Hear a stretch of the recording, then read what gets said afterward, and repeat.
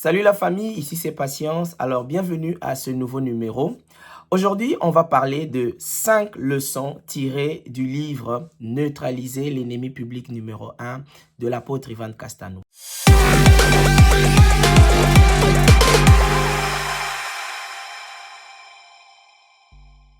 Donc, il s'agit de ce livre intitulé Neutraliser l'ennemi public numéro 1 et on va tirer 5 leçons de ce livre que je vous encourage à acheter. Je vous encourage à vous procurer ce livre parce que ça va contribuer à votre libération, à votre avancement, à votre amélioration, à votre développement, à votre stabilité spirituelle, émotionnelle, psychologique et ça va faire de vous quelqu'un de meilleur. Alors, quelles sont les 5 leçons que moi j'ai tirées du livre Neutraliser l'ennemi public numéro 1 de l'apôtre Ivan Castano? La première leçon, c'est qu'il existe à l'intérieur de vous un ennemi qui travaille contre vous. Vous avez à l'intérieur de vous un ennemi qui travaille sans relâche contre vous. Et cet ennemi, c'est la chair. La chair, c'est quoi? La chair, c'est simplement une dimension de l'homme qui est composée des 5 sens. La chair, c'est le monde des 5 sens. Donc, lorsqu'on prend la vue, pas les yeux, mais la vue, on prend l'odorat, pas le nez, mais l'odorat. On prend le toucher, pas la main, mais le toucher. On prend le goûter, pas la langue, mais le goûter. Et on prend l'ouïe, pas l'oreille, mais l'ouïe. Alors, on a les 5 sens. Et les 5 sens constituent ce qu'on appelle la chair. La chair, c'est un ennemi qui travaille contre vous. Pourquoi? Parce qu'à la base, normalement, la chair a été créée simplement pour te permettre, en tant qu'être humain, de collecter les informations autour de toi et ensuite de te transmettre ces informations. Ces informations devraient permettre à l'homme de manœuvrer. Mais l'homme n'a pas été créé à la base pour prendre les décisions par rapport aux informations que la chair lui apporte. Dans la pensée de Dieu, les décisions de l'homme doivent être prises par l'esprit. Et la chair n'est qu'un moyen pour collecter des informations, pour collecter des données. Le problème, c'est que depuis la chute d'Adam et Ève, le péché est entré dans l'homme. Et le péché est allé se loger dans la chair. Le péché dans l'homme ou la femme que tu es habite dans la chair. Alors, ce qui se passe, c'est que même si tu es né de nouveau, le péché habite dans ta chair. Alors, qu'est-ce que la chair fait? Comme elle est habitée par le péché, toutes les informations qu'elle récolte par la vue, par le toucher, par l'odorat, par l'ouïe ou même par le goûter, ces informations sont corrompues, perverties avant d'arriver au niveau de votre âme. Ce qui fait que les yeux voient une scène, la vue enregistre la scène, comme la vue est habitée par le péché, elle corrompt l'information et ce que votre âme reçoit comme information, c'est déjà une information pervertie.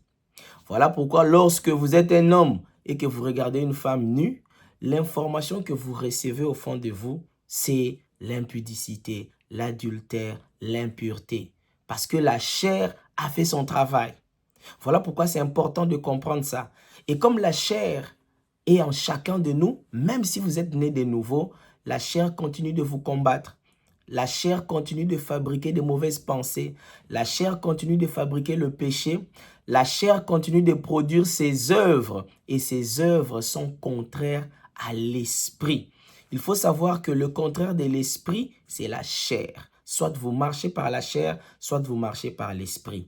Mais la première information, c'est d'être conscient qu'à l'intérieur de vous, il y a un ennemi qui travaille contre vous et qu'on appelle la chair. Voyons maintenant la deuxième leçon. La deuxième leçon tirée du livre Neutraliser l'ennemi public numéro 1, la chair de l'apôtre Ivan Castano, c'est que la chair fait la guerre à l'âme. Ah oui, bien aimé. Non seulement que la chair, on l'a vu, elle est corrompue, elle vous donne des mauvaises pensées, elle produit des mauvaises œuvres, mais la chair fait la guerre à l'âme. Donc, à chaque instant que votre chair reçoit une information, une scène, une action qu'elle perçoit, qu'elle enregistre, elle transforme et elle envoie dans votre âme, dans votre cœur, une information pervertie. Le problème, c'est que cette information, cette pensée envoyée par la chair dans votre âme, vient comme un obus, comme un couteau, comme une machette. Parce que lorsque l'apôtre Pierre dit que la chair fait la guerre à l'âme, lorsqu'on parle guerre, on parle obus, on parle bombardement, on parle blessure, on parle violence, on parle haine. Voilà pourquoi le terme guerre est utilisé là. Et on ne se rend pas compte, mais depuis que nous sommes nés, jusqu'à ce que nous devenions adultes, la chair a continué de bombarder notre âme par des informations perverties, corrompues, par des mauvaises pensées, par des pensées pécheresses, et cela à chaque instant. C'est une guerre silencieuse et c'est une guerre ininterrompue. À chaque seconde que tu perçois quelque chose, que tu entends une parole, ta chair récupère ça, transforme ça et produit une pensée mauvaise. Voilà pourquoi on dit que la chair fait la guerre à l'âme. Et à cause de cette guerre, nous nous retrouvons, lorsqu'on vient à Christ, lorsqu'on est né de nouveau, on se retrouve comme des personnes ayant des cœurs blessés, des cœurs brisés. C'est pour ça que Jésus, au début de son ministère, il dit que l'Esprit est sur lui pour annoncer la bonne nouvelle, pour guérir ceux qui ont les cœurs brisés. Alors, c'est important de comprendre que la chair, c'est un ennemi qui produit de mauvaises œuvres, de mauvaises pensées. Et deuxièmement, la chair nous fait la guerre à chaque instant. Ça, c'est la deuxième leçon. La chair te fait la guerre. La chair, lorsqu'elle envoie ses pensées, ses mauvaises pensées dans ton cœur, c'est des coups de marteau, c'est des coups d'épée, c'est des coups de machette, c'est des coups de couteau et c'est aussi des obus.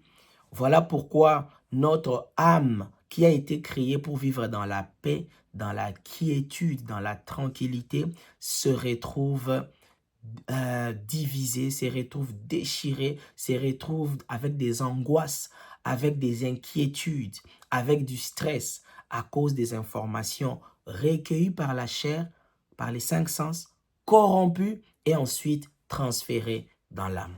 Donc ça, c'est la deuxième leçon qu'il faut retenir du livre « Neutraliser l'ennemi public numéro 1 », la chair. Voyons maintenant la troisième leçon. La troisième leçon qu'il faut retenir du livre « Neutraliser l'ennemi public numéro 1 », la chair, c'est que la chair est à l'origine des scandales. La majorité des scandales que nous voyons dans l'Église auprès des enfants de Dieu, des personnes nées de nouveau, généralement, ce sont des problèmes charnels non résolus. Alors, comment ça se passe? Il faut savoir que le diable cherche toujours des voies et moyens pour créer des scandales, pour faire tomber les enfants de Dieu, surtout ceux qui sont élevés en dignité, en autorité, ou du moins leurs collaborateurs les plus proches.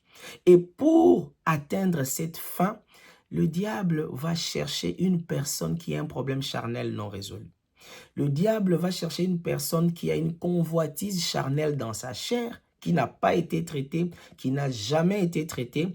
Et pour le diable, une telle personne constitue sa porte d'entrée.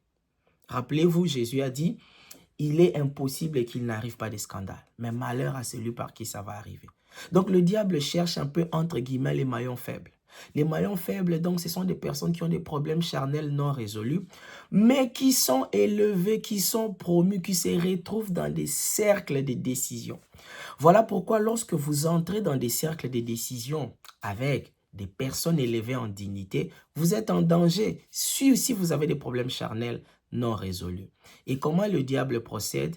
Étant donné qu'il y a des problèmes charnels, il y a des péchés qui ne sont pas visibles à première vue. Rappelez-vous, l'apôtre Paul dit à son fils Timothée, les péchés de certains hommes sont évidents avant même qu'on ne les juge. Mais pour d'autres, ça ne se découvre que dans le temps, ça se découvre après. Voilà pourquoi le diable profite de cela. Donc, vous pouvez être né de nouveau, vous pouvez être dans l'église, monter en responsabilité, être élevé, mais avoir un problème charnel non résolu. Avoir un problème de masturbation qui est caché, un problème de colère qui n'est peut-être pas encore très visible ou qui est caché. Un problème peut-être, un complexe, une insécurité, avoir peut-être un problème de jalousie qui est vous caché, que vous n'avez pas exposé et que vous n'avez pas permis à Dieu de résoudre. Tous ces problèmes charnels, ces convoitises charnelles qui restent cachées dans les cœurs, finissent par devenir des pistes d'atterrissage des esprits mauvais. Les démons vont s'accrocher, se cramponner à ça et finalement un jour, alors que vous serez très élevé, vous serez victime ou auteur d'un scandale. Et le scandale va affaiblir la foi de plusieurs et ce scandale va éclabousser surtout la réputation de votre autorité, de votre pasteur, de votre supérieur ou de la personne qui vous a fait confiance. C'est comme ça que les scandales arrivent. Voilà pourquoi les problèmes charnels doivent être résolus. Lorsqu'ils ne sont pas résolus, on se met en danger et on devient une personne potentiellement auteur d'un scandale dans le futur. Ça, c'était donc la troisième leçon, c'est que la chair est à l'origine des scandales. Voyons maintenant la quatrième leçon. La quatrième leçon, c'est que la chair doit être crucifiée. C'est ça la première solution. La chair doit être crucifiée. Et crucifier la chair, c'est d'abord une capacité que nous avons reçue par la rédemption, par l'œuvre de la croix. La Bible dit que ceux qui sont à Christ ont crucifié la chair avec ses passions et ses désirs. Donc, en tant qu'enfant de Dieu, né de nouveau, même si tu ne le manifestes pas, tu as en toi la capacité de crucifier la chair. Ça veut dire que tu as la capacité de dire non aux convoitises charnelles et tu as la capacité de couper tout ce qui nourrit la chair. Parce que crucifier la chair, c'est quoi? Crucifier la chair, c'est éloigner, c'est éviter, c'est couper tout lien avec tout ce qui peut alimenter la chair, alimenter ou nourrir les convoitises charnelles.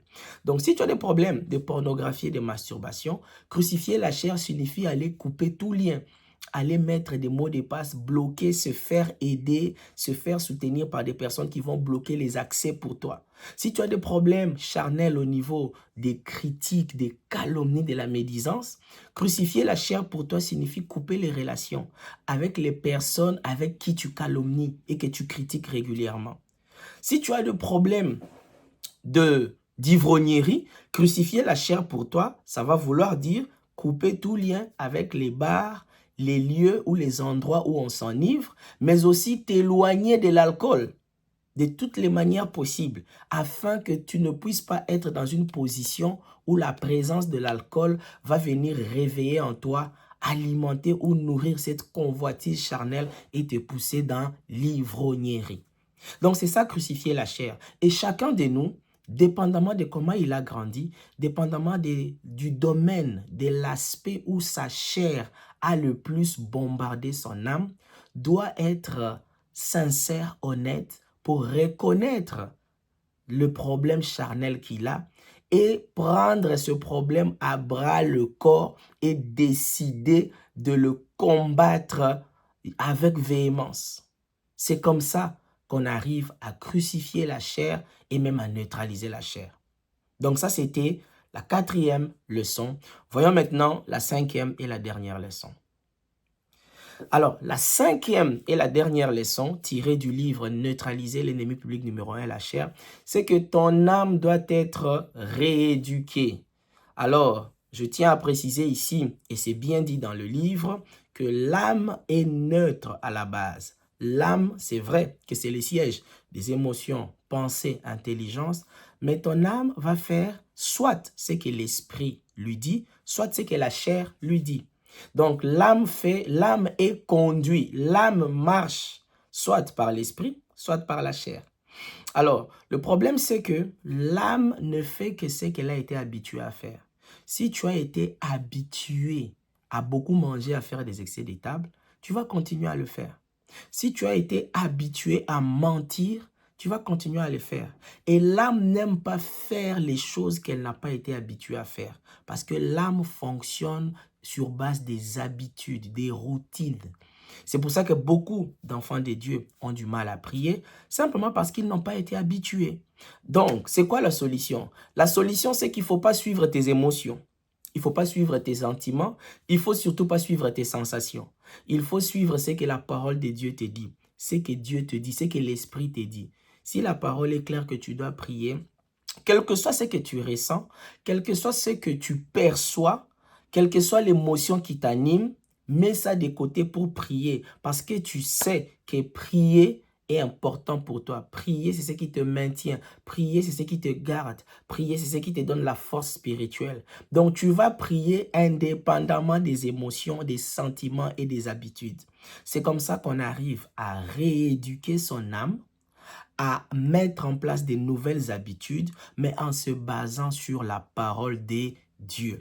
Alors, si tu appliques ces deux leçons, en tout cas, l'expérience l'a prouvé et la parole de Dieu est vraie, que tu vas voir un changement. Tu vas vivre ce qu'on appelle en réalité la restauration de l'âme.